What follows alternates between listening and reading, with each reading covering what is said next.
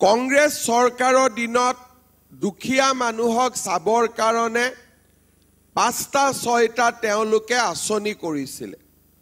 সেই আঁচনিবিলাক আছিলে যে দুখীয়া মানুহক 5 বছৰত তেওঁলোকে এখনমান ধুতি দিছিলে, দুখীয়া মানুহক 5 বছৰত তেওঁলোকে এবাৰমান লুঙি দিছিলে, দুখীয়া মানুহক 5 বছৰত তেওঁলোকে এবাৰ সূতা দিছিলে, আৰু দুখীয়া মানুহক তেওঁলোকে কেতিয়াবা আঁঠুৱা দিছিলে, কম্বল দিছিলে।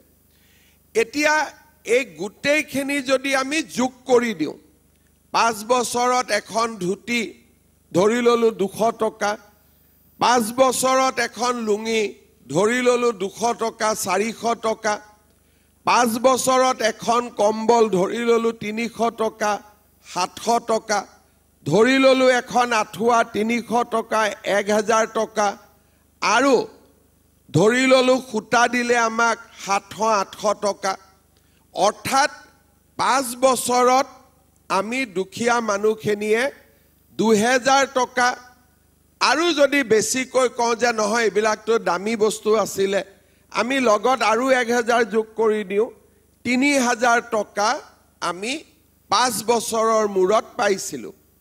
তাকো কেনেকৈ পাইছিলোঁ যে কংগ্ৰেছৰ মিটিং হ'ব, আমি মিটিঙত যাম, মিটিঙত 5000 মানুহ হ'ব, সূতা কিন্তু আছে 2000।